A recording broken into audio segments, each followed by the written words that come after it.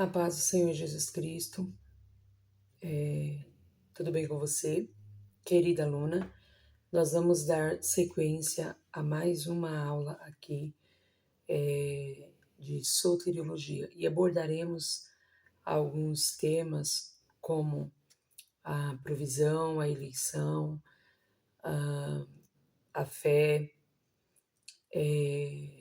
a justificação, regeneração, entre outros pontos importantes para ser abordado dentro desta matéria de soteriologia.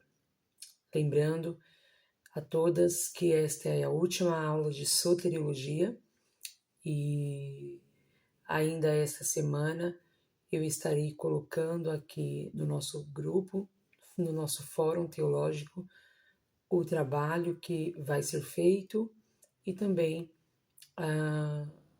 a prova. Nós vamos fazer uma oração e darmos início então à nossa aula.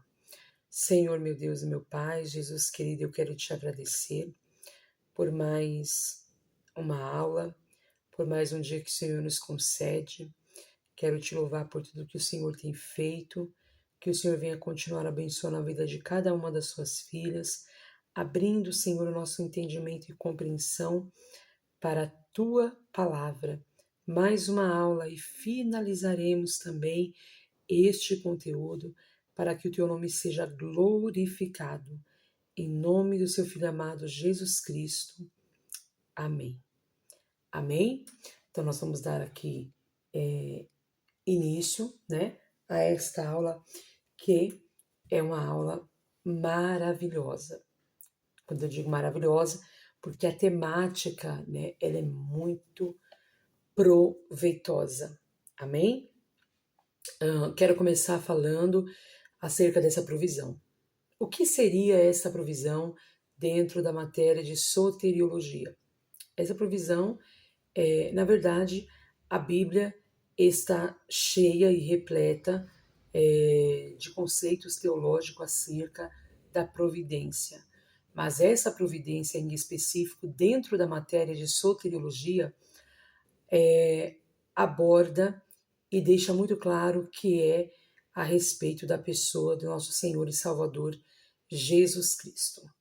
Nós sabemos que sem Ele nós não teríamos nenhuma chance de vida eterna, certo? Meyer Pirman, ele diz em seu livro Conhecendo as Doutrinas da Bíblia, ele vai declarar, eu vou ler essa parte, ele diz, abre aspas, o evento destacado e a doutrina principal do Novo Testamento podem ser resumidos nas palavras: Cristo morreu, que é o evento, pelos nossos pecados, a doutrina, 1 Coríntios, capítulo 15 e versículo 3. Olha lá. O que nós temos que entender é que o cristianismo, ele é diferente de todas as demais religiões. Por quê? Pega este ponto. O cristianismo, ele difere de todas as demais religiões, no que diz respeito à posição dada à morte do seu fundador.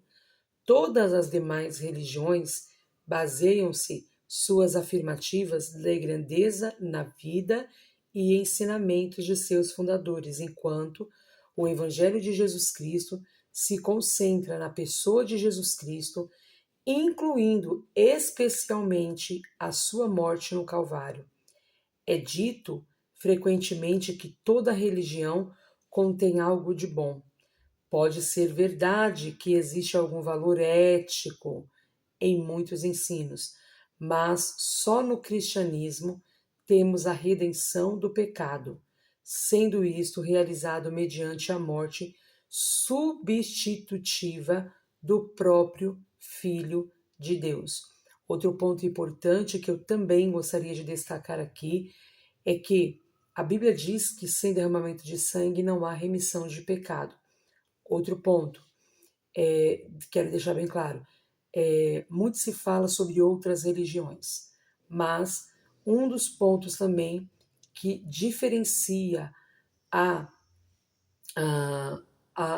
o cristianismo das demais religiões é que o seu fundador, ele morreu, mas ele não ficou morto. Ele morreu, mas ao terceiro dia ele ressuscitou, que é o nosso Senhor e Salvador Jesus Cristo.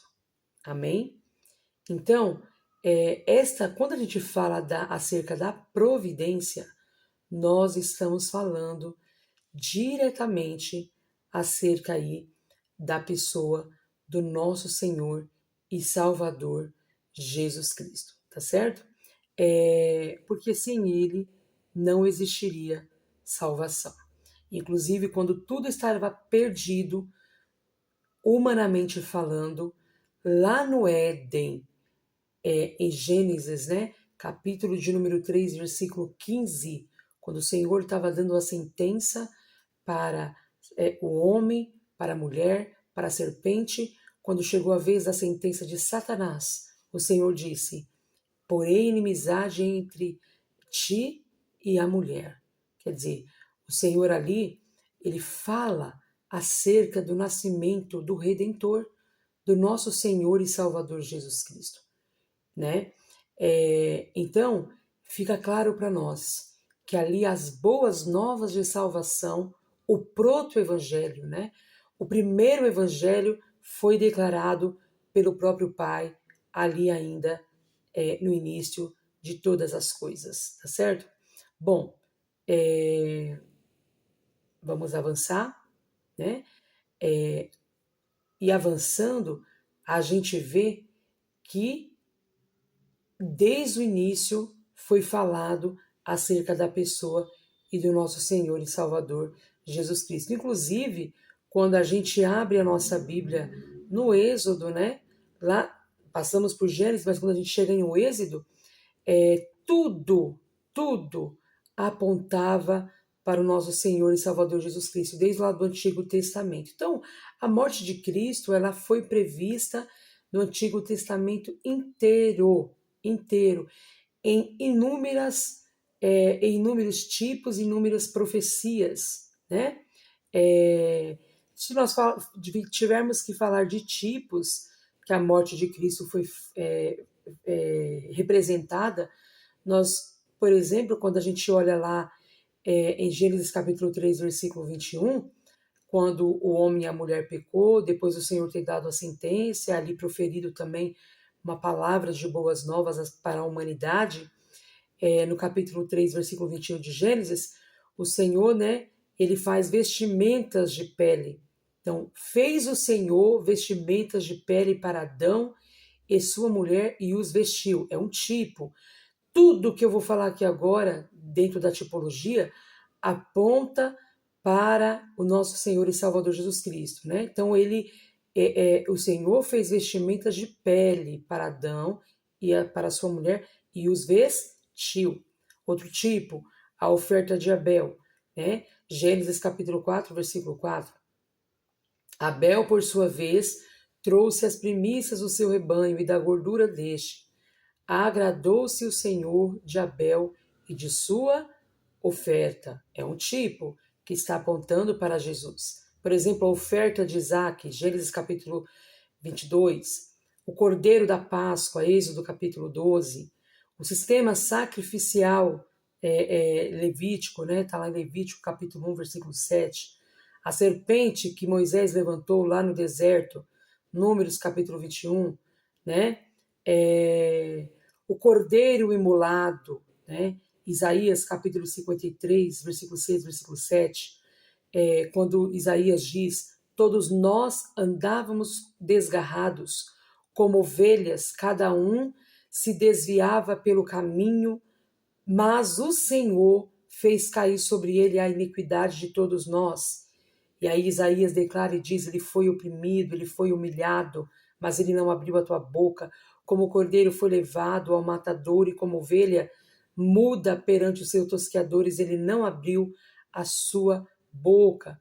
Outro ponto importante, além dos tipos, né, que no Antigo Testamento sempre apontaram para Cristo, nós vamos ver através das profecias, né, das profecias, como eu já citei em Gênesis capítulo 3, versículo 15, quando o Senhor disse, vou repetir novamente, e porém inimizade entre ti e a mulher, entre a tua semente e a sua semente, esta te ferirá a cabeça e tu lhe ferirás o calcanhar, né?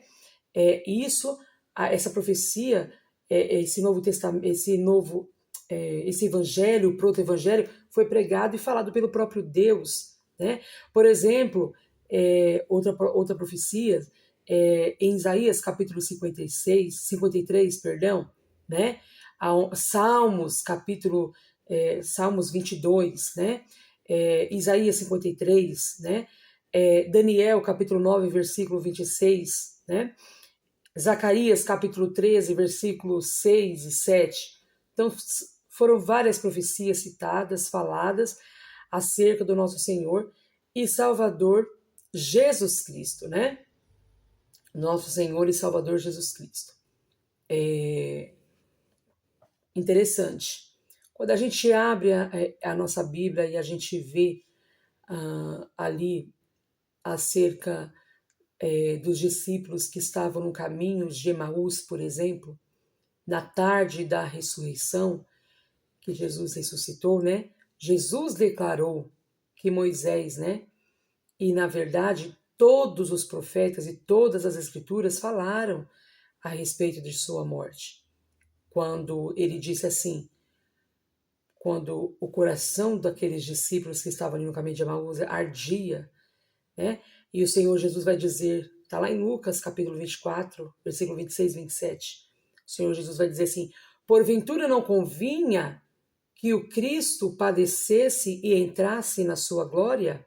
E começando por Moisés, discorrendo por todos os profetas, expunha-lhes o que a seu respeito constava em todas as Escrituras. Também fica claro para nós em 1 Pedro 1, 10 e 11, né? Que os sofrimentos de Cristo foram o grande tema diligentemente investigado e sondado pelos profetas do Antigo Testamento, né? Bom, olha a teologia providencial e apontando dentro e sempre na pessoa do Senhor Salvador Jesus Cristo. Jesus Cristo, né? Bom, avançando. Então a gente sabe que nós sabemos que não dá para falar da doutrina da salvação, da soteriologia, sem passar pela pessoa do nosso Senhor e Salvador Jesus Cristo. Não tem outro argumento, né? É uma das verdades fundamentais do Evangelho, é o fundamento do Evangelho, né? Notemos como o apóstolo Paulo, ele enfatizou a morte, o sepultamento e a ressurreição de Cristo, né? Como constituindo o Evangelho.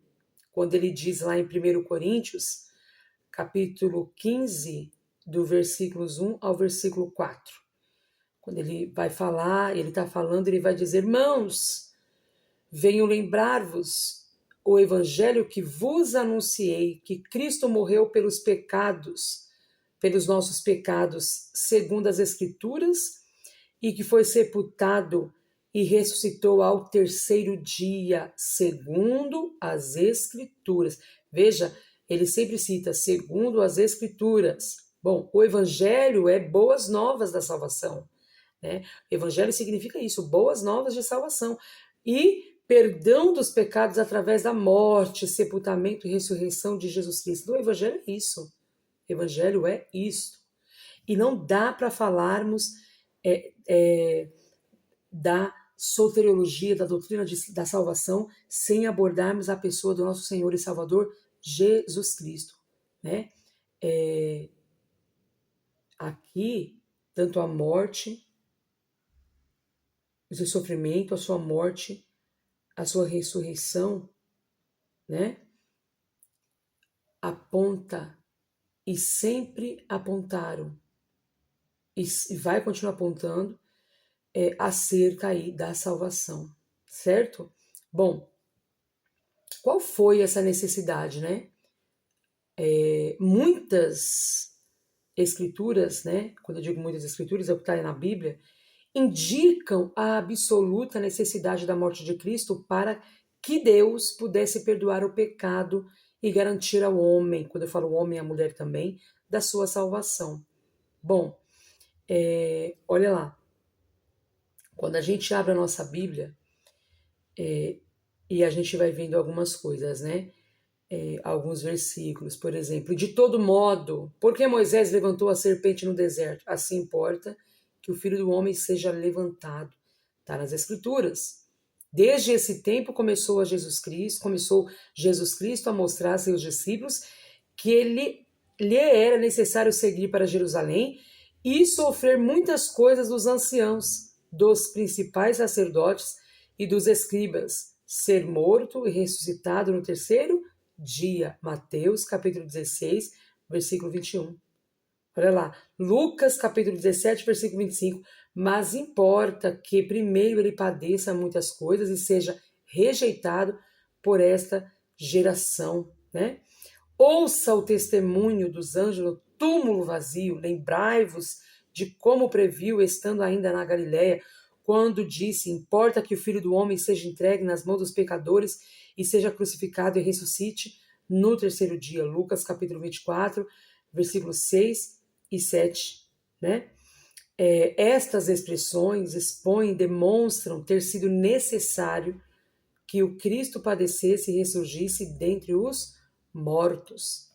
Né? Atos capítulo 17, versículo 3. Olha lá. A única base sobre a qual Deus Santo poderia perdoar o pecado era fazendo seu filho suportar o castigo da culpa do pecador. Ele não poderia simplesmente perdoar mediante o arrependimento do pecador, mas só quando a penalidade tivesse sido inteiramente paga. E quem pagou por ela foi o nosso Senhor e Salvador Jesus Cristo. Tá certo?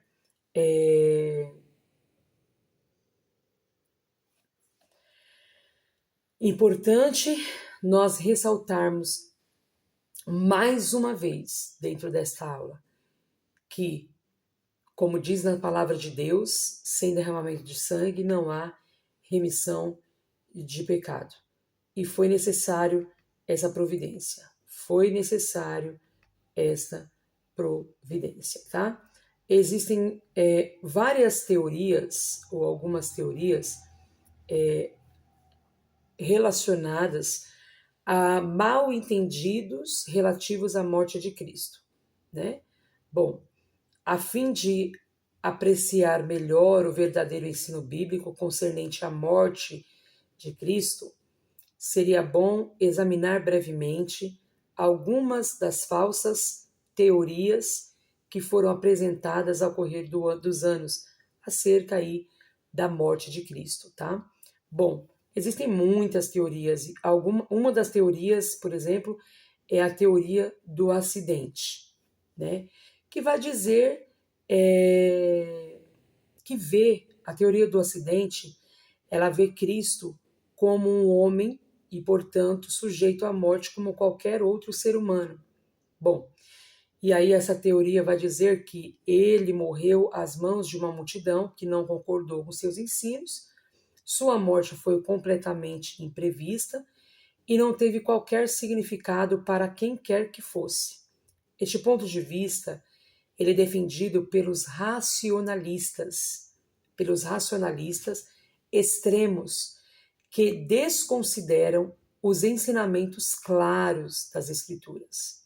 Essa ideia da teoria do acidente, minhas irmãs, ela é radical e é facilmente refutada pelo fato de que a morte de Cristo, ela foi prevista já no Antigo Testamento, ou seja, a morte de Cristo ela não foi um acidente, ela foi prevista, ela foi falada, ela foi profetizada, né? Como a gente já leu, como a gente já viu aqui na palavra de Deus, Isaías 53, Zacarias capítulo 11. Além disso, Jesus mesmo falou repetidamente da sua morte futura e como que essa morte seria. Quando você abrir tua Bíblia em Mateus capítulo 16, versículo 21, Marcos capítulo 9, versículo 30 ao 32, Mateus capítulo 20, versículo 17 e 19, Lucas capítulo 22, versículo 19 ao 20, João capítulo 10, versículo 17 e 18. Então, todas essas referências que eu citei, elas contradiz diretamente essa falsa teoria do acidente, né? E é interessante porque em uma das suas palavras, Jesus mesmo, né? Ele vai dizer: por isso o Pai me ama, porque eu dou a minha vida para a reassumir. Ninguém atira.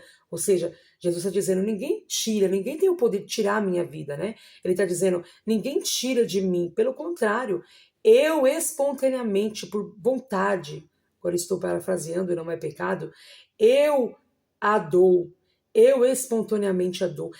Tenho autoridade para entregar e também para reavê-la. Este mandado recebi de meu Pai. Então, olha a refutação acontecendo acerca aí da teoria do acidente. Aí vem outra falsa teoria, que é a teoria do mártir. Essa teoria do mártir, né?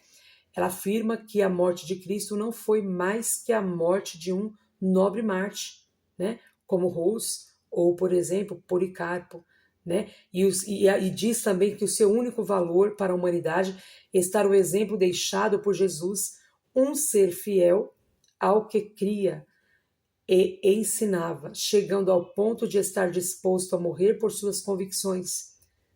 Foi algumas vezes chamada de teoria do exemplo, né? Bom, essa ideia, essa teoria, falsa teoria aí, que defende o martírio de Cristo, ela ignora, na verdade, completamente o ensino bíblico da palavra de Deus, né? Por quê? Porque a Bíblia aponta que a morte de Cristo, ela foi uma propiciação em relação à ira de Deus e uma expiação. Então, a morte de Cristo, ela não pode ser considerada como martírio, mas como a propiciação e como expiação do pecado do homem, né? Como diz a palavra de Deus lá em Romanos, capítulo 3, versículo 24 e 26, que diz: sendo, pois, justificado gratuitamente por sua graça, mediante a redenção que há em Cristo Jesus, a quem Deus propôs no seu sangue, como propiciação mediante a fé, para manifestar a sua justiça, por ter Deus, na sua tolerância, deixado impunes os pecados anteriormente cometidos, tendo em vista a manifestação da sua justiça no tempo presente para ele mesmo, ser justo e o justificador daquele que tem fé em Jesus. Então, essa teoria, que é a teoria mártir, né, ela deixa de considerar a atitude de Jesus ao pedir que o cálice não lhe fosse dado a beber, bem diferente da de um mártir, né? Conforme Mateus capítulo 26 e versículo 42. Então, refutando aí essa teoria mártir, né? Essa teoria que defende o martírio, sendo que a morte de Cristo não foi um mártir ou como martírio, mas sim uma propiciação e uma morte expiatória, a fim da remissão dos nossos pecados, tá certo? E tem outras teorias, como por exemplo a teoria da influência moral, o amor de Deus, teoria governamental, né? A teoria da influência moral, por exemplo, o amor de Deus, ela afirma que o sofrimento e a morte de Jesus foram apenas resultados naturais, né? De ele tornar humano e sofrer com as suas criaturas e não por elas, né? Bom, e é aí uma falsa teoria, né? É uma falsa teoria, né? Por quê? Porque o sofrimento e a morte de Cristo é algo voltado ali justamente para a propiciação e expiação do nosso pecado. Como eu já disse e vou ressaltar, sem remissão de pecado, como diz a palavra de Deus, não há, sem derramamento de sangue, não há remissão de pecado. E é verdade que Deus amou o mundo de tal maneira. Então, como diz a palavra de Deus lá em João 3,16, que deu o seu único filho para que todo aquele que nele crê não pereça, mas tenha a vida eterna. E como diz Romanos capítulo 5, versículo 8, que Deus prova o teu amor para conosco, né? Pelo fato de ter Cristo morrido por nós, sendo ainda nós pecadores. Essas passagens, tanto João 3,16 e Romanos 5,8, enfatizam o amor de Deus por nós, mas também tornam claro aquilo que o amor de Deus fez, né? O amor de Deus não salvou os pecadores, né? Mas sim levou Deus a dispor-se a dar seu filho para morrer por nós. Então, o que salvou a humanidade, o que deu a oportunidade do homem de novo se reconciliar com Deus, não foi o amor de Deus, é para vocês entenderem, só para a gente compreender essa questão teológica. O amor de Deus foi fundamental? Sim, Deus amou, mas entenda, Deus amou o mundo de tal maneira que deu o seu filho. Então, não, o amor de Deus é muito, nós não somos merecedores, certo? É uma graça, mas foi através deste amor que o Senhor concedeu o quê? Ele não só amou e disse, eu amei, então tá tudo certo, vocês estão libertos do pecado de vocês, não. Eu amei tanto vocês que eu vou dar o meu filho. Então você entendeu que o amor de Deus não anulou a expiação? Só para a gente entender isso aqui, o amor de Deus não anulou a expiação. Foi necessário então, tá?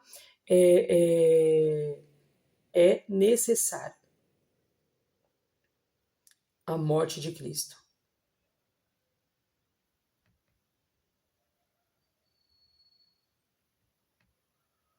Agora, vamos avançar? Vamos avançar. Uma outra teoria que é refutada pela palavra de Deus é a teoria governamental. Por quê? O pensamento por trás dessa teoria, que é a teoria governamental acerca aí da morte de Cristo, é que Deus deu o exemplo de Cristo nos seus sofrimentos para manifestar ao homem seu desprazer com o pecado. Bom, o governo do mundo por parte de Deus necessitava de que ele mostrasse sua ira contra o pecado, né? Só deste modo ele poderia manter o respeito por a sua lei. É isso que essa teoria vai trazer, né? À medida que a humanidade compreende a natureza de Deus em relação ao pecado, exposta no sofrimento de Cristo, os homens são movidos ao arrependimento que é necessário para a salvação. A principal objeção que este ensinamento faz surgir é esta: por que foi então necessária a encarnação de Cristo? E por que o sofredor deve ser um inocente? Ou por que a ira de Deus não poderia ser manifestada contra um pecador qualquer, em lugar de seu filho unigênito? Então, essa é uma outra teoria falsa, né, que é a teoria governamental. Mas aí vem a palavra de Deus refutando essa teoria também. Aí, avançando dentro dessa matéria de soteriologia, a gente vai ver qual é o verdadeiro significado da morte de Cristo. Vamos lá? A gente precisa entender aí o verdadeiro significado da morte de Cristo. Várias palavras poderiam ser usadas e podem ser usadas para entender melhor acerca dessa compreensão sobre a morte de Cristo, né? O pecado do homem era tão grande e a santidade de Deus é tão pura que o abismo a ser fechado entre eles, ou seja, o pecado e a santidade de Deus, exigiu o quê? Um feito surpreendente por parte do Senhor, mediante a sua morte. E aí, nós precisamos entender a morte de Cristo de alguns pontos, né? E como ela, né, a morte de Cristo, ela é revelada em 5 pontos diferentes.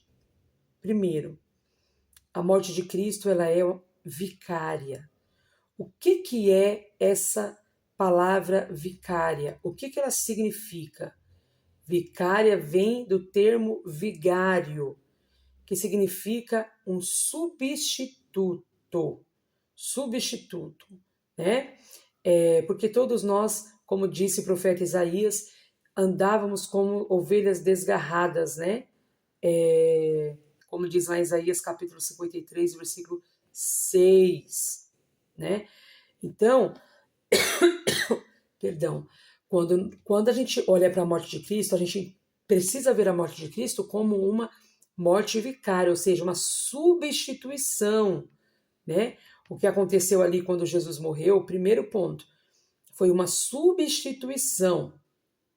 Então Jesus morreu por nós, no nosso lugar, no nosso lugar. Outro ponto importante é que a morte de Cristo ela é uma expiação, né?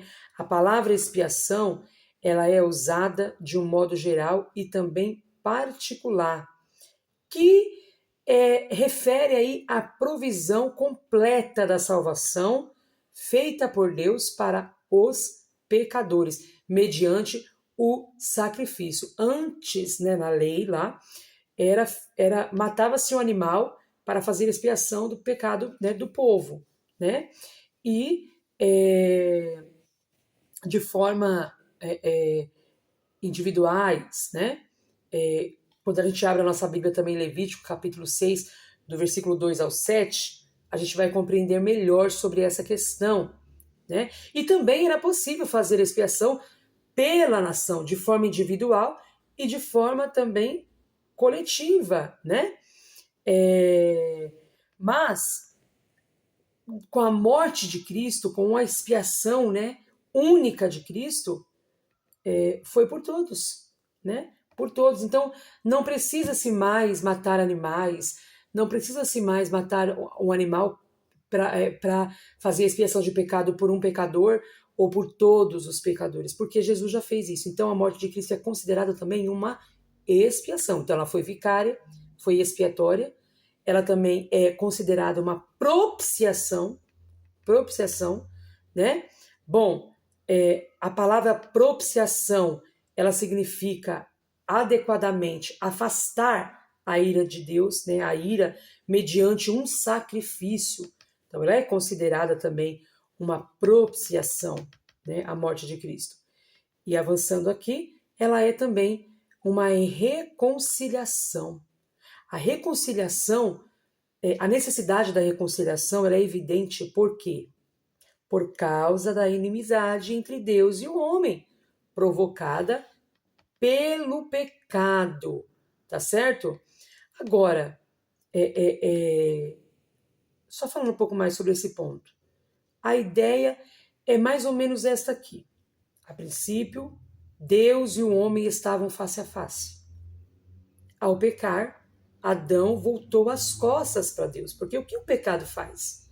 Afasta o homem de Deus. Conforme quando a gente lê também em Isaías, capítulo 59,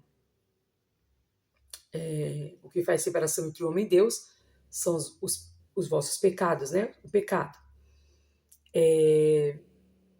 Então, ao pecar, Adão e Eva voltou-se as costas para Deus. A seguir, Deus voltou as costas para Adão. A morte de Cristo satisfez as exigências de Deus e ele voltou novamente o rosto em direção ao homem. Resta ao homem fazer meia volta e olhar para Deus. Desde que Deus foi apaziguado pela morte de seu filho, o homem é agora convidado a reconciliar-se com ele. Então, a partir da morte de Cristo, nós temos a oportunidade de nos reconciliarmos com Deus novamente. Então a morte de Cristo é vista também como reconciliação, como uma reconciliação. E a morte de Cristo também, ela é vista como um resgate ou redenção. E a palavra redenção, ela significa libertação do cativeiro, escravidão ou morte pelo pagamento de um preço. Por isso é chamada de resgate. Então a morte de Cristo também é vista como resgate e redenção. Olha lá.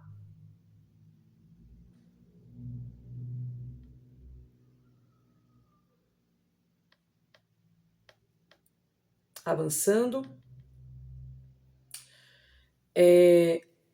Segundo o Novo Testamento, temos redenção da penalidade da lei, aonde Paulo, né, em Gálatas 3:13, ele chama isso de maldição da lei, quando ele disse: Cristo nos resgatou da maldição da lei, fazendo-se por ele próprio maldição em nosso lugar, porque está escrito: maldito todo aquele que for pendurado em madeiro. Da lei, outro ponto, da lei propriamente dita, conforme Romanos capítulo 7, versículo 4. Assim, meus irmãos, também vós morrestes relativamente à lei por meio do corpo de Cristo. Estamos agora sob a graça, porque o pecado não terá domínio sobre vós, pois não estáis debaixo da lei, e sim da graça, conforme Romanos capítulo 6, versículo 14. Outro ponto, do pecado como um poder em nossa vida, sabendo isto que foi crucificado com ele, o nosso velho homem, para que o corpo do pecado seja destruído e não sirvamos o pecado como escravo. Romanos capítulo 6, versículo 6. Como vivemos ainda no pecado, nós, os que para ele morremos. Romanos capítulo 6, versículo 2. Tito também fala sobre isso, Tito capítulo 2, versículo 14, 1 Pedro capítulo 1, versículo 18, Romanos capítulo 6, versículo 12 ao 14. E também outro ponto, né, falando aí da redenção, também de Satanás, livrando-se ele dos laços do diabo, tendo sido feitos cativos por ele, para cumprir a sua vontade. Ou seja, o Senhor nos livrou, né? O Senhor é o nosso redentor também das mãos de Satanás. Ele nos livrou da mão do nosso adversário, conforme 2 Timóteo capítulo 2, versículo 26, né? Conforme Hebreus capítulo 2, versículo 14 e 15, que diz, vamos ler aqui, olha. Visto, pois, que os filhos têm participação comum de carne e sangue, destes também ele igualmente participou para que por sua morte destruísse aquele que tem o poder da morte, a saber, o diabo, e livrasse a todos que, pelo pavor da morte, estavam sujeitos à escravidão por toda a vida, conforme Hebreus capítulo 2, versículo 14, versículo 15. E outro ponto também, falando ainda sobre a redenção, o Senhor nos redimiu, né? De todos os males, inclusive do nosso presente corpo mortal, né? Conforme Gálatas 1 e 4, o qual se entregou a si mesmo pelos nossos pecados para nos desarraigar deste mundo perverso, segundo a vontade do nosso Deus Pai. Efésios capítulo 1, versículo 14, o qual é o penhor da nossa herança até ao resgate da sua propriedade em louvor da sua glória. Romanos capítulo 8, 23, e não somente ela, mas também nós, aguardando a adoção de filhos, a redenção do nosso corpo. Esta consumação final de nossa redenção será realizada na volta do Senhor. Olha lá, coisa linda, né? Lucas 21, 28. Ora, ao começarem essas coisas a suceder, exultai e erguei as vossas cabeças, porque a vossa redenção se aproxima. Então, é interessante nós observarmos todos esses pontos dentro da teologia providencial, dentro da matéria de soteriologia, certo? Dentro da matéria de soteriologia. Aí vem a pergunta: por quem Cristo morreu? Por quem Cristo morreu? Essa é uma pergunta vital, por causa de inúmeras teorias defendidas na igreja cristã. Conforme a aula passada, eu falei e apontei acerca da linha calvinista e arminiana.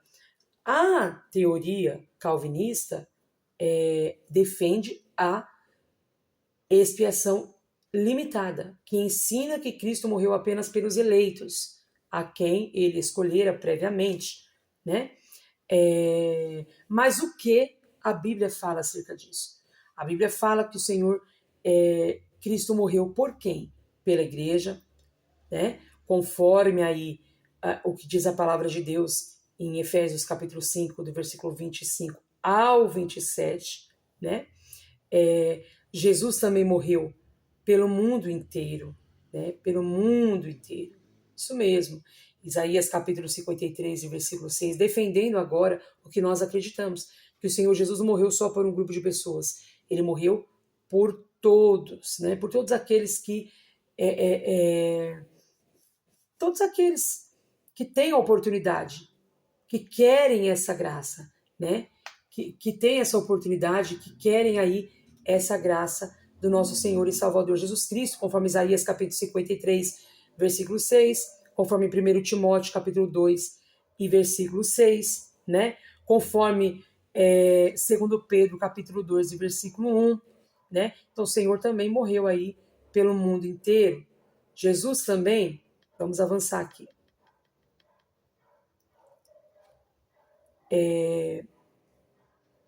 Jesus também morreu por todos, pelo mundo inteiro, por toda a humanidade, né? Agora, vamos avançar, irmãs, nos conceitos que eu passei para as irmãs, falando aí da adoção, da eleição, né? Importante ressaltar que Jesus não ficou morto. Vou refrisar isso aqui. Embora as irmãs já saibam disso, Jesus não ficou morto. Jesus morreu, mas ele, ao terceiro dia, ressuscitou. E em breve, ele virá buscar a sua igreja. A sua igreja, tá certo? Vou avançar aqui, irmãs, dentro dos conteúdos que nós passamos aí para as irmãs. Só avançando.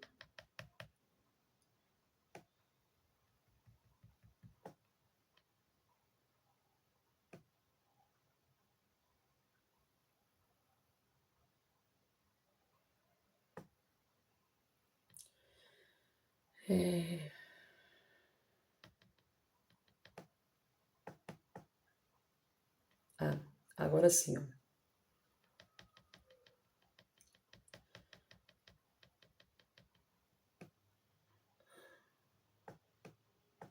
Deixa eu subir mais um pouquinho.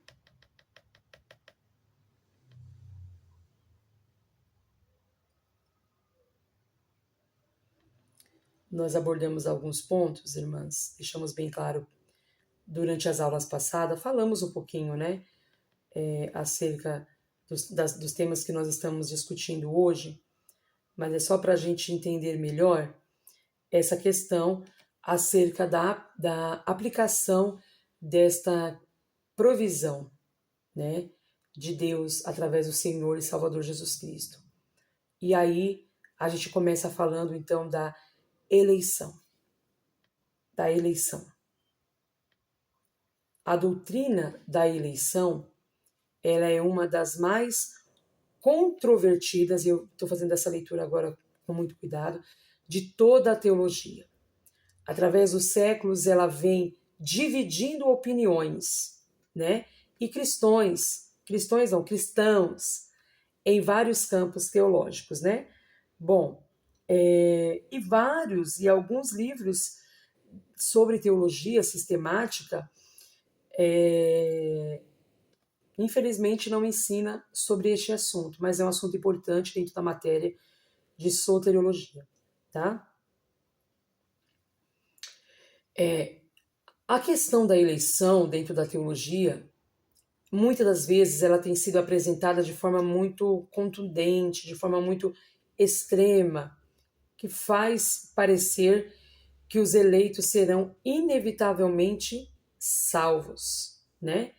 Sem levar em conta aí a sua resposta ao evangelho, uma mudança do seu estilo de vida.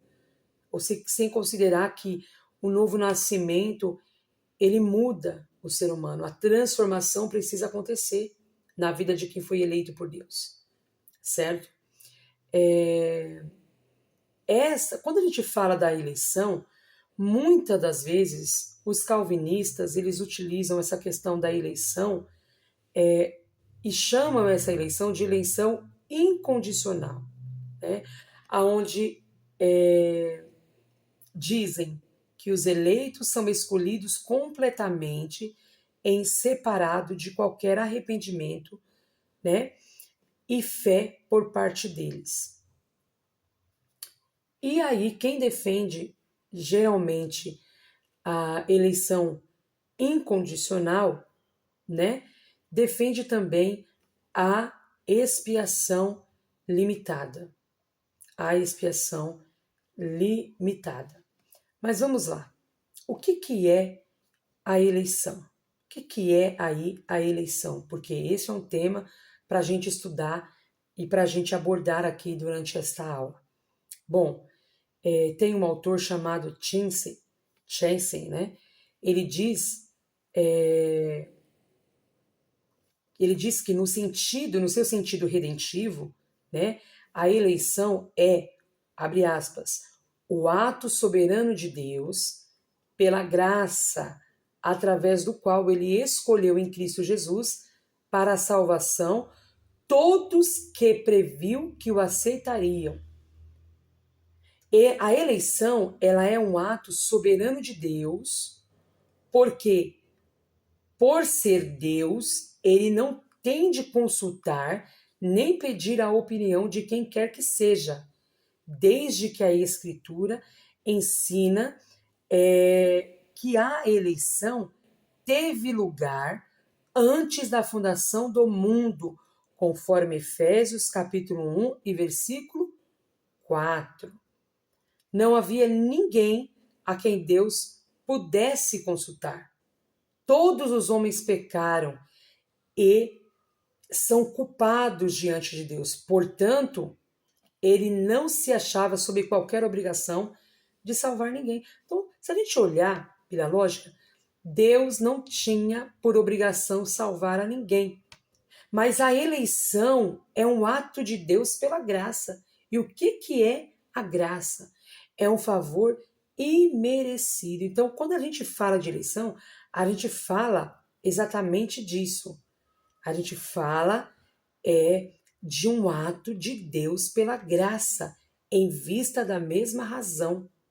Toda a humanidade pecou e não merece coisa alguma, além da condenação. O homem pecador não pode fazer nada por si mesmo, a fim de ser considerado digno de salvação. Assim sendo, qualquer oferta de vida eterna deve ser pela graça. Deve ser pela graça. Deixa eu avançar aqui.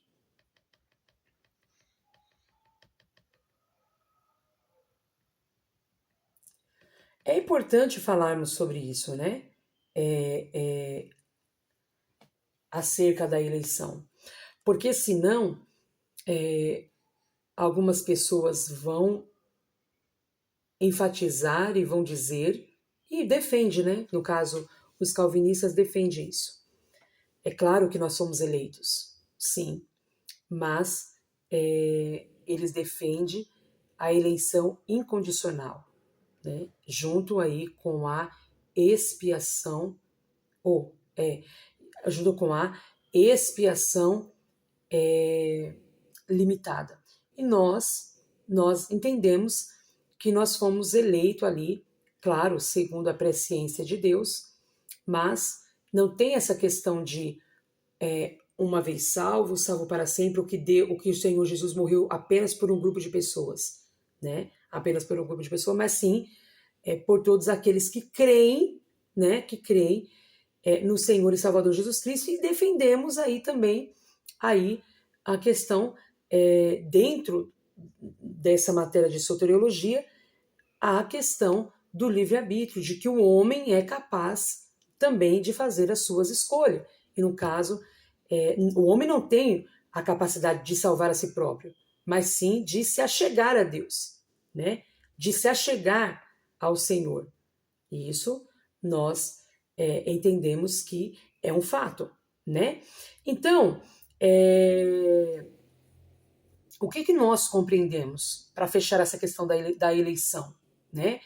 Compreendemos que, preste atenção, que uma vez dentro do portão da salvação, ao olhar do lado interno do arco, né, o homem descobre as palavras: escolhido nele antes da fundação do mundo. Que verdade gloriosa, né? Para ser descoberta, escolhidos antes da fundação do mundo, né?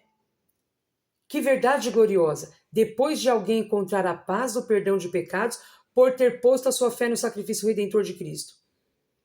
Não permita que qualquer ideia com relação a esta doutrina da eleição impeça a pregação do evangelho a toda a humanidade. Porque dá uma impressão, tá? De que, por exemplo, só para que vocês entendam, se a gente defender essa questão que Jesus morreu por um grupo de pessoas, então a gente não precisa pregar o evangelho. Entendeu? E não, o evangelho precisa ser anunciado a todas as pessoas, a toda a humanidade, a todos, conforme diz a palavra de Deus lá em Marcos, capítulo 16, versículo 15 e 16, ide por todo mundo e pregai o evangelho a toda a criatura.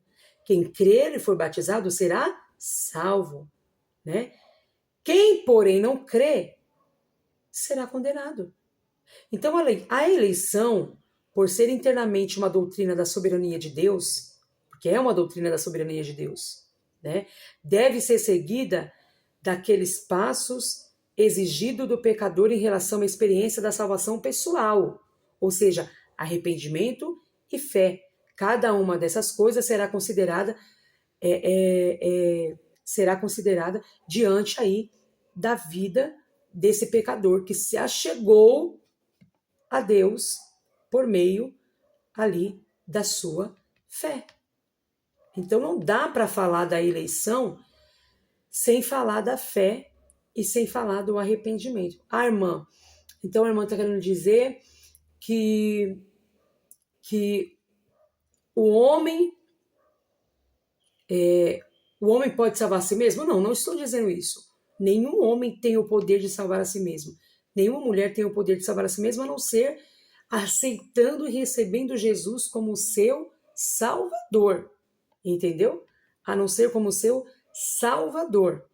Mas o homem, a mulher, é capaz, sim, de ouvir a palavra de Deus, de se arrepender dos seus pecados e se chegar ao Senhor Jesus, né? Aí, eu também dei um outro ponto, falamos da eleição, agora dei outro ponto também sobre o arrependimento. O que é o arrependimento? Né? O arrependimento ele é um assunto raramente pregado em nossas igrejas hoje. Porque hoje as pessoas querem ouvir, né, outros tipos de pregação. Mas o arrependimento deve ser um dos pontos abordado em cima dos nossos púlpitos, dos nossos altares, né? Algumas pessoas chegam até a dizer, até achar que o fato de estarmos em uma outra dispensação que não é da lei, mas é agora na dispensação da graça, muitos talvez acham que este assunto do arrependimento não é necessário, que estamos vivendo uma dispensação diferente que não exige.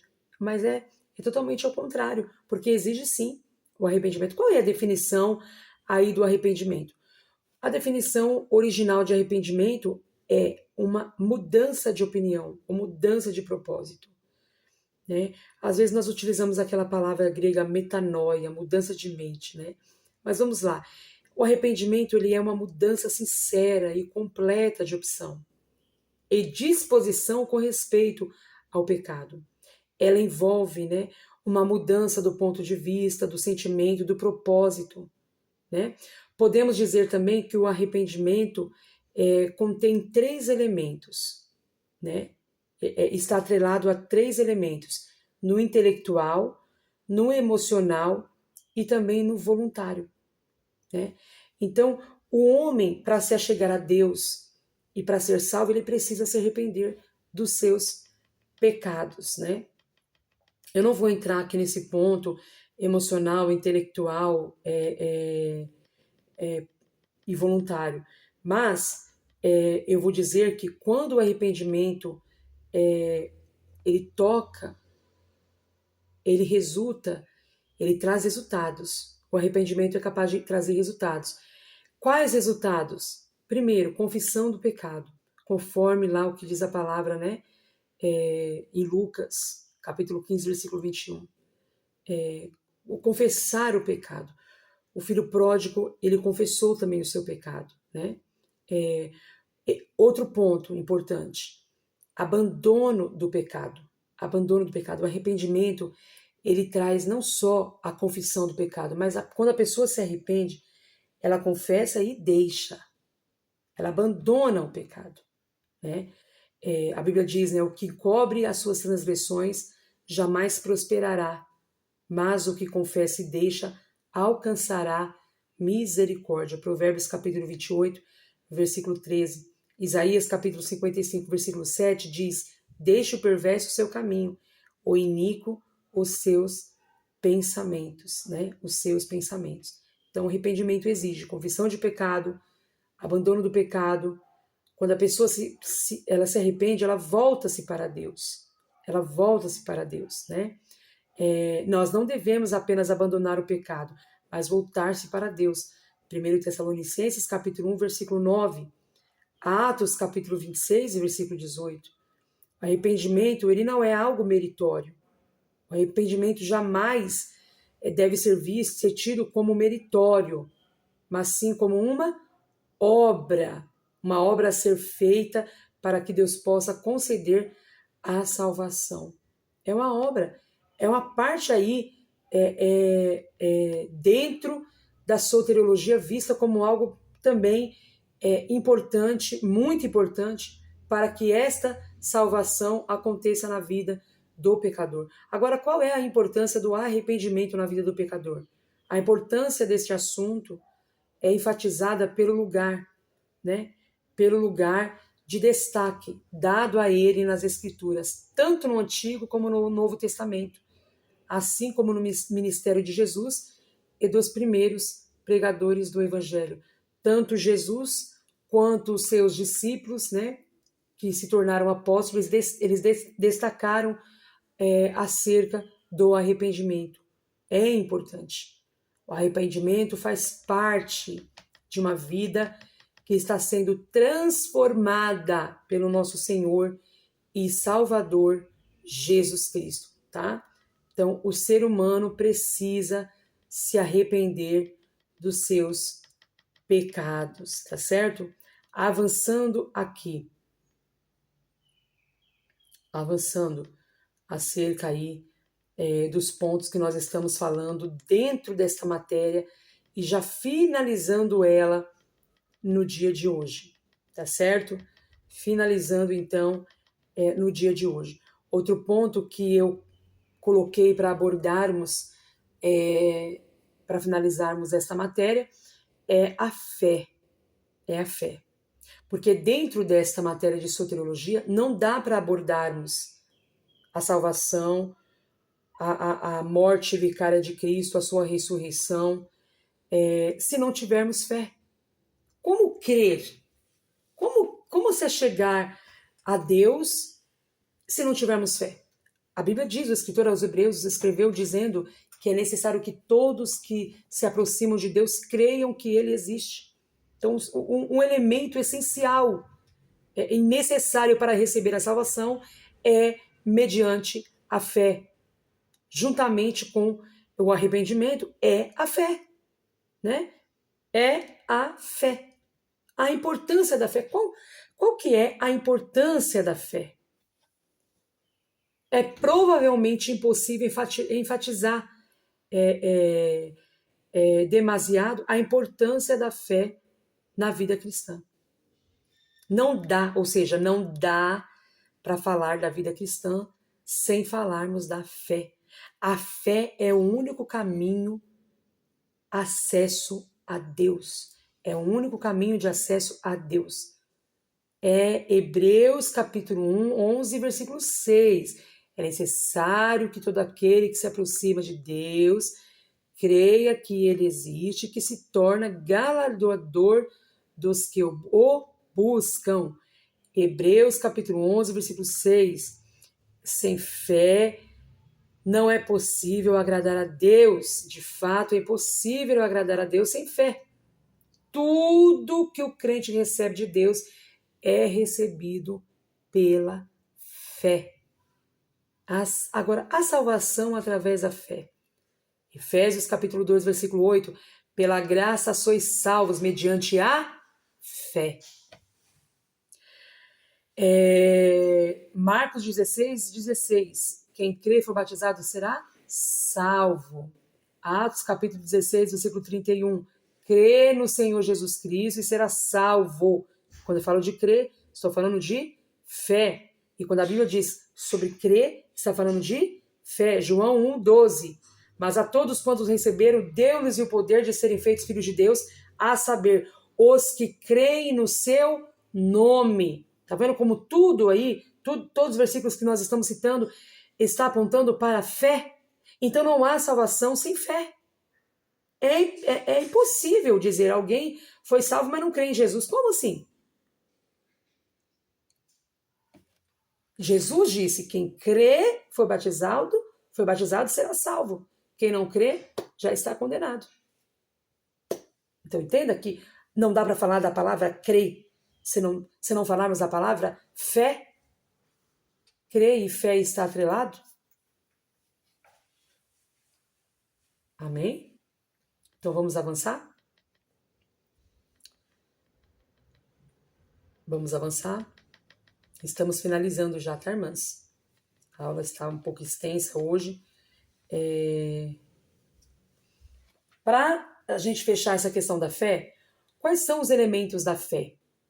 A fé, como o arrependimento, possui 3 elementos, que é, guardem bem isso, intelectual, emocional ou voluntário. No caso da fé, é intelectual, emocional ou voluntário, tá? Eu não vou entrar nessa questão do voluntário, emocional, intelectual, porque não vamos ter tempo, mas a gente vai avançar aqui nos conteúdos, tá bom? Vamos lá. Vamos avançar aqui nos nossos conteúdos. Nós falamos na semana passada acerca da justificação, e vamos passar aqui só mais um pouquinho hoje acerca da justificação. Então, falamos já do arrependimento, falamos da fé, agora vamos dar a definição da justificação. A justificação pela fé é a verdade fundamental da provisão de Deus para a salvação dos pecadores, culpados e perdidos, né? Já falando também aqui da regeneração. A regeneração e a justificação são doutrinas intimamente relacionadas. Não dá para falarmos da justificação e da regeneração de forma... Dá até para falar de forma separada, mas não dá para não relacionar uma coisa com a outra, tá certo? É importante falarmos. Eu vou dar um exemplo aqui só para a gente entender. Eu falei isso, acredito que nas aulas anteriores, mas a justificação acontece por meio da fé, claro, também, e através de quem em nós? Através de Cristo em nós. Quando o pecador aceita Jesus como seu Salvador, né, e ali ele é justificado por Cristo, eu disse mais ou menos ali para as irmãs compreender e entender. Quando o Senhor ele olha para o pecador, olha para nós, ele não vê nós, ele não viu a Priscila, ele não viu a Ana, a Joana, o João, ele viu Cristo ali refletido. Então, a justificação. Agora, o que está envolvido na justificação? Primeiro, o perdão ou remissão do pecado, né? O perdão ou remissão do pecado. É o que está envolvido aí na justificação, né? Vamos lá. Como diz a palavra de Deus em Atos, capítulo 13, versículo 38 e 39. Tomai, pois, irmãos, conhecimento de que se vos anuncia a remissão de pecados por intermédio deste, e por meio dele, todo o que crê é justificado de todas as coisas das quais vós não pudestes ser justificados pela lei de Moisés. Efésios capítulo 1, versículo 7. Olha o que diz: no qual temos a redenção pelo seu sangue, a remissão dos pecados segundo a riqueza da sua graça. Olha lá, Colossenses capítulo 2, versículo 13.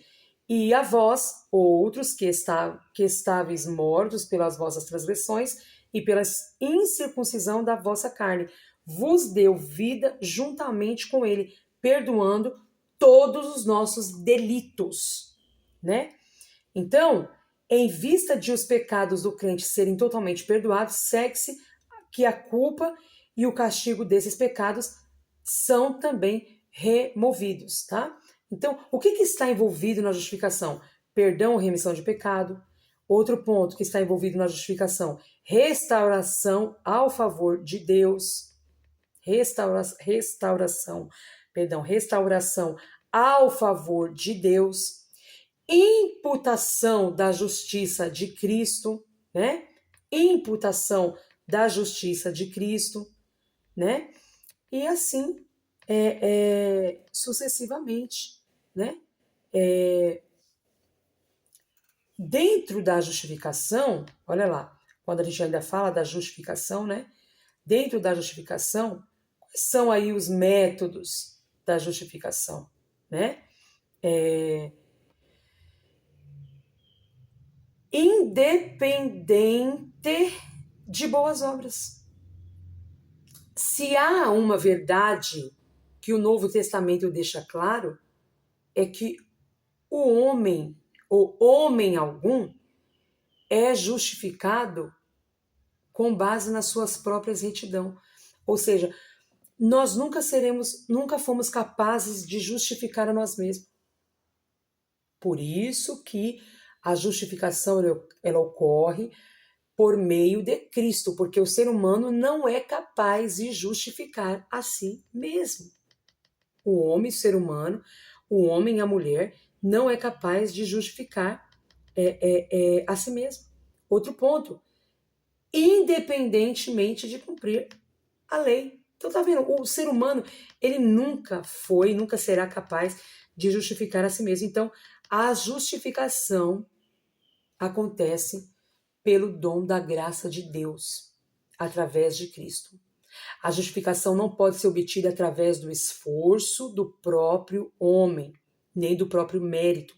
Ela só é recebida através da graça de Deus. Romanos capítulo 3, versículo 24. Olha o que diz: sendo justificados gratuitamente por sua graça, mediante a redenção que há em Cristo Jesus, né? Tito 3 e 7, a fim de que, justificado por graça, nos tornemos seus herdeiros segundo a esperança da vida eterna. Então, fechando esse ponto aqui da justificação, irmãs, a justificação ocorre através do sacrifício, aconteceu através do sacrifício substitutivo de Jesus Cristo, somente também através da fé. Em quem? Em Cristo. Tá vendo que tudo acerca dessa doutrina da justificação dentro da matéria de soteriologia aponta para Cristo, porque não é meritório. O ser humano não tem e nunca terá poder de se justificar diante de Deus. Quem somos nós? Não é verdade? Quem somos nós? Aí falamos também acerca da regeneração. E nós falamos que não dá para falar da justificação e falarmos desse assunto de formas isoladas, né? Tanto a justificação e a regeneração, né? Regeneração, né? Bom, é de grande importância falarmos e compreendermos plenamente que as palavras de Jesus Cristo aquele homem, né, Nicodemos, né, significa ali na íntegra, quando Jesus disse em João 3:3, em verdade te digo, que se alguém não nascer de novo, não pode ver o reino de Deus. A regeneração está pontualmente ligada ao novo nascimento. Ao novo nascimento. Isto mesmo. A história da igreja mostra claramente a tendência das organizações religiosas, né? Uma vez diminuído o reavivamento inicial, para considerar a conversão como um ato cerimonial da igreja, ou um ato voluntário da vontade humana, ao invés de um ato sobrenatural do Espírito Santo. Agora, vamos considerar aí, e falando sobre a regeneração, nós vamos considerar, claro, o significado e importância do que é nascer de novo. Olha a regeneração. É o nascer de novo. Então, a gente precisa compreender essa expressão. O que é nascer de novo? Porque regeneração é exatamente isso. É nascer de novo. E nascer como? Voltar para a barriga da mãe, como perguntou Nicodemos? Ou reencarnar, como acreditam os kardecistas, os espíritas? Não. Esse novo nascimento é da água e do Espírito, como disse ali o Senhor Jesus a Nicodemos. Esse novo nascimento é a regeneração, tá? O que é aí, então, este novo nascimento, né? Vamos ver, vamos entender melhor o que é nascer de novo. Nascer de novo, vamos avançar, está atrelado, preste atenção, nascer de novo está diretamente ligado à regeneração. Bom, o novo nascimento, ele é, como diz a palavra de Deus, todo aquele que crê em Jesus Cristo, que Jesus Cristo que todo aquele que crê em Jesus Cristo é nascido de Deus. Então, para começar, quem crê em Jesus Cristo está tendo a possibilidade aí de nascer de novo. Olha o que diz a palavra de Deus, todo aquele que crê em Jesus, que Jesus é o Cristo, é nascido de Deus. E todo aquele que ama ao que o gerou, também ama ao que dele é nascido. Né? 1 João 5:1. João 3:8 fala do cristão como sendo nascido do Espírito. Né? Mas a todos quanto receberam, deu-lhe o poder de serem feitos filhos de Deus, os quais nasceram de Deus. Então aqui acontece um novo nascimento, quando alguém crê em Jesus Cristo e crê que Jesus é o Cristo.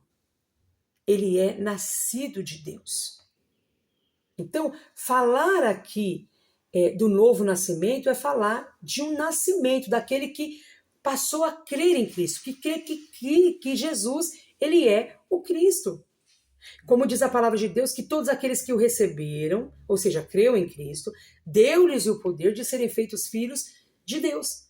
Então, creu em Jesus Cristo, então está recebendo o poder aí de Deus de ser feito filho de Deus. E dentro dessa questão da regeneração, desse novo nascimento, acontece o quê? Uma purificação. Que, segundo, como diz Tito, capítulo 3, versículo 15, 3:5, mas segundo a sua misericórdia, ele nos salvou mediante o lavar regenerador. Ou seja, este versículo, isto sugere a purificação da alma da corrupção da velha vida, a uma nova vida, a um novo nascimento, a uma purificação. Então, quando acontece a justificação, logo vem aí a obra da regeneração, ou seja, o novo nascimento. Não dá para falar de regeneração sem falarmos de novo nascimento. Uma coisa está ligada à outra. Regeneração, novo nascimento. Tá certo? E esse novo nascimento, conforme Tito também fala, desse lavar regenerador, sugere a purificação da alma, da corrupção da velha vida, né? Um outro ponto aqui acerca do novo nascimento. O que acontece nesse novo nascimento? O que é esse novo nascimento? É uma vivificação, né? Como diz Tito 3 e 5. Somos salvos não só mediante o lavar regenerador, mas também renovador do Espírito Santo, né? E aí depois, se as irmãs puderem ler Colossenses capítulo 3, versículo 10, Romanos capítulo 12, versículo 2, né? É importante lermos, importante entendermos e compreendermos melhor sobre essa questão. Então, o que é esse poder regenerador, essa regeneração? É o novo nascimento, né? Que acontece aí também essa vivificação. E uma também criação. Como assim, meu Priscila, uma criação? Sim, porque a Bíblia diz lá, né? E se alguém está em Cristo, ele é nova criatura. Olha, as coisas antigas já passaram e eis que se fizeram novas. Está onde escrito isso? 2 Coríntios capítulo 5, versículo 17.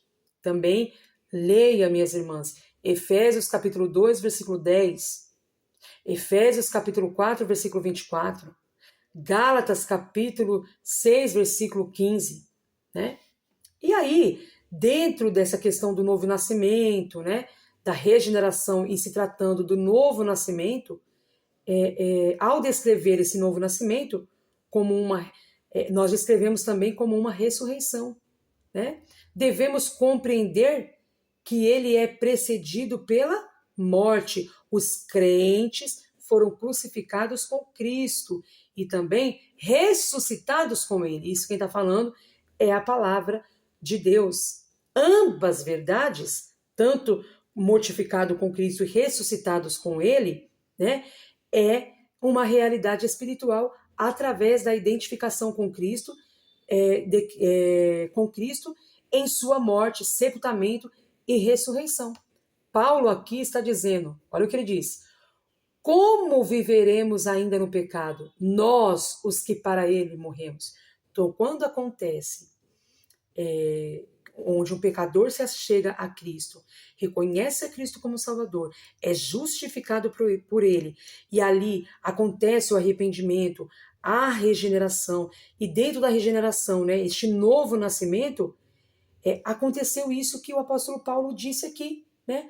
Como viveremos ainda no pecado, nós que para ele morremos? Então, o ser humano, ele não pode continuar no pecado.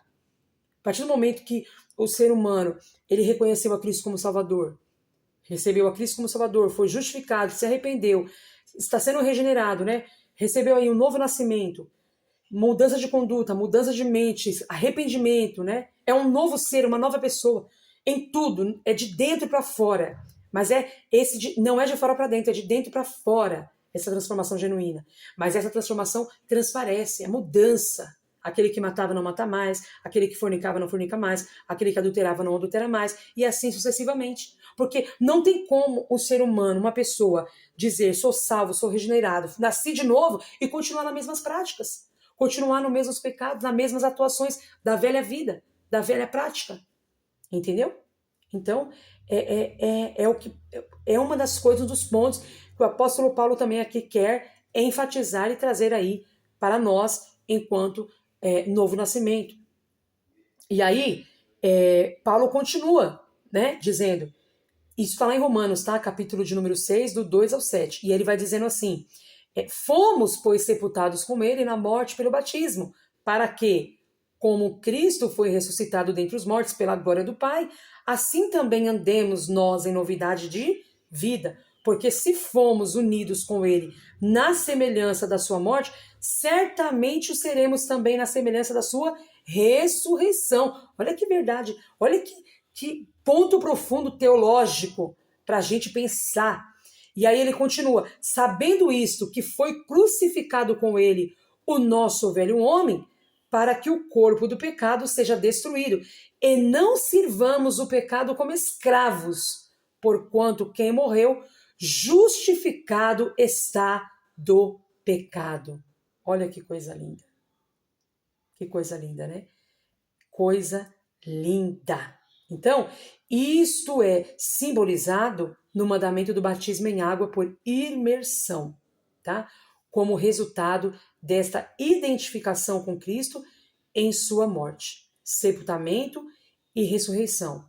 Paulo pôde dizer: Ele vos deu vida, estando vós mortos nos vossos delitos e pecados. Efésios capítulo 2, versículo 1. E ele também acrescenta uma nova dimensão abençoada a esta identificação da graça de Cristo, quando ele diz, em Efésios capítulo de número 2, do versículo 5 ao versículo 6, estando nós mortos em nossos delitos, nos deu vida juntamente com Cristo, e juntamente com ele nos ressuscitou e nos fez assentar nos lugares celestiais em Cristo Jesus. Entendeu? Então, irmãs, para fechar essa questão, tá? Não te admires de eu te dizer, João 3:7, importa-vos nascer de novo, ou seja, do alto. Estas são as palavras de Jesus, tá? Bom, é necessário para que haja uma regeneração, o ser humano nascer de novo. E esse novo nascimento é da água e do Espírito, que está logo atrelado ou aponta, né, também para o batismo nas águas, tá certo? Vamos lá. Vamos avançar e já finalizando então esta aula de hoje, tá? Lembrando, irmãs, que na próxima aula, a nossa próxima aula já será uma nova matéria, na qual nós introduziremos no nosso fórum teológico, tá certo? Teológico. Agora, só para finalizar essa questão do novo nascimento, como que o novo nascimento é recebido? Não é através do esforço humano. O homem não pode, de maneira alguma, seja por qualquer virtude ou esforço próprio, colocar-se na posição de filiação divina. Né? E aí é onde entra a questão também da adoção. Né? Assim como não há nada que a criança recém-nascida possa fazer para vir ao mundo através do nascimento natural, não há nada que o não regenerado possa fazer por si mesmo para efetuar o seu nascimento espiritual. Então, para fechar isso aqui, esse assunto, esse tema e esta aula de hoje, eu quero fechar dizendo que a vida eterna, ela é um dom de Deus. A vida eterna, ela é um dom de Deus.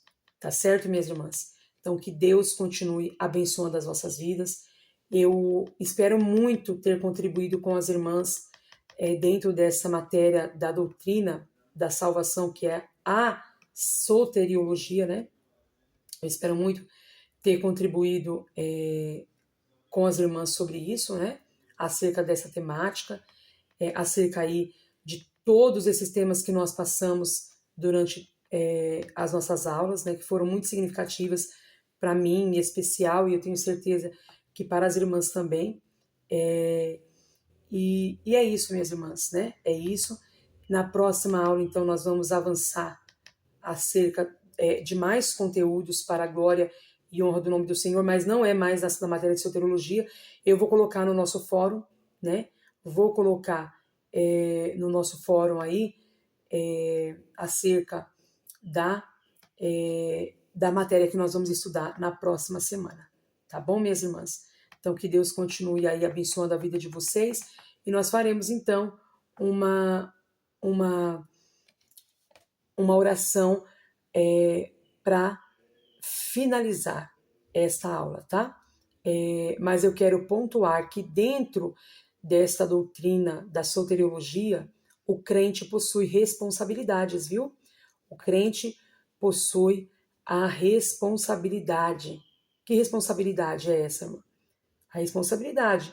Nós sabemos que a salvação ela não é meritória, ela é pela graça, mediante a fé em Cristo Jesus, que nós aprendemos nesta matéria. Vimos alguns pontos bem significativos, mas o crente tem responsabilidade. Qual é a responsabilidade? A responsabilidade de manter-se fiel ao Senhor, de ter uma vida, né, com Deus. Não, tira esse jargão, uma vez salvo, salvo para sempre. Porque o crente tem que ter responsabilidade.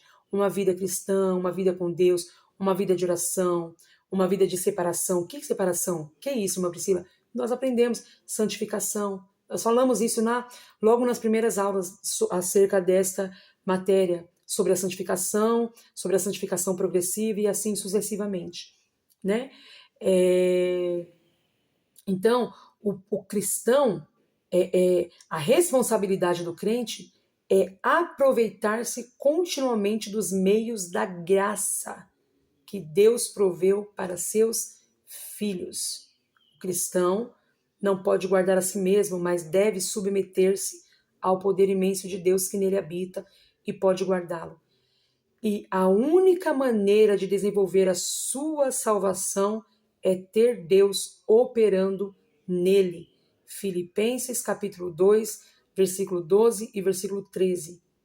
E a parte do crente aqui, ao que compete a responsabilidade, né, é alimentar-se constantemente da palavra de Deus e render-se ao ministério do Espírito Santo e manter comunhão permanentemente com Deus através da oração.